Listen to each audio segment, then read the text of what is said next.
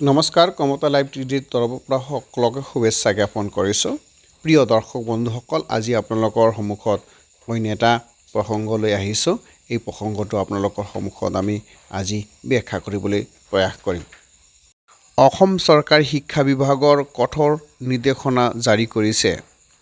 BEd degree থকা শিক্ষকৰ তালিকা দাখিলৰ নিৰ্দেশনা। 6 আগষ্টৰ ভিতৰত দাখিল কৰিব লাগিব তালিকা। লগতে BEdৰ প্ৰমাণপত্ৰসহ নম্বৰৰ তালিকা। ভুৱা ডিগ্ৰী চাকৰি কৰা সকলক কৰিব চিনাক্তকৰণ। অসমৰ বহু শিক্ষা প্ৰতিষ্ঠানত কৰ্মৰত শিক্ষক কৰ্মচাৰী বহিৰাজ্যৰ পৰা BEd ডিগ্ৰী লাভ কৰি শিক্ষকতা কৰি আছে।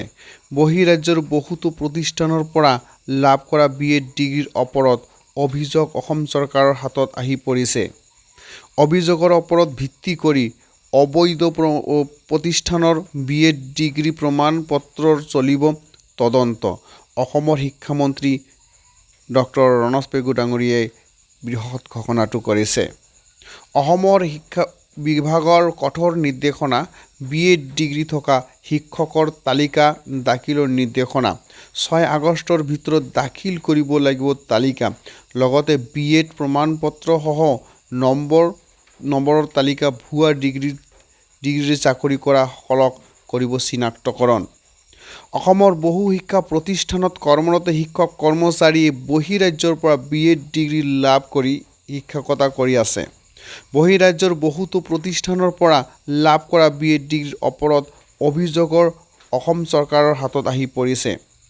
অভিযোগৰ ওপৰত ভিত্তি কৰি অবৈধ প্ৰতিষ্ঠান BEd ডিগ্ৰীৰ প্ৰমাণপত্ৰৰ চলিব তদন্ত। অসমৰ শিক্ষামন্ত্ৰী ডক্টৰ ৰণোজ পেগু ডাঙৰীয়াই ৰাজহুৱা কৰিছে। আহক আমি শিক্ষামন্ত্ৰী ডাঙৰীয়াৰ কিছু বক্তব্য আপোনালোকৰ সন্মুখত তুলি ধৰিবলৈ বিচাৰিছোঁ। আমি যিখিনি অভিযোগ পাইছোঁ সেইখিনি আমি তদন্ত কৰিছোঁ। গতিকে অসমৰ বাহিৰৰ বহুত প্ৰতিষ্ঠানৰ পৰা যিসকলে BEd ডিগ্ৰী পাইছে, BEd কোৰ্চ এটা চলাবৰ কাৰণে অনুমতিটো NCTE দিয়ে, national council for teacher education. গতিকে NCTE দিয়াৰ সেই ৰিকগনিশ্যনটো আছেনে নাই, সেই বৈধতা আছেনে নাই, সেইখিনি আমি পৰীক্ষা কৰি চাইছোঁ। গতিকে আমি যিখিনি অভিযোগ পাইছোঁ সেইখিনি আমি তদন্ত কৰিছোঁ। গতিকে অসমৰ বাহিৰৰ বহুত প্ৰতিষ্ঠানৰ পৰা যিসকলে BEd ডিগ্ৰী পাইছে, BEd কোৰ্চ এটা চলাবৰ কাৰণে অনুমতিটো NCTE দিয়ে, national council for teacher education.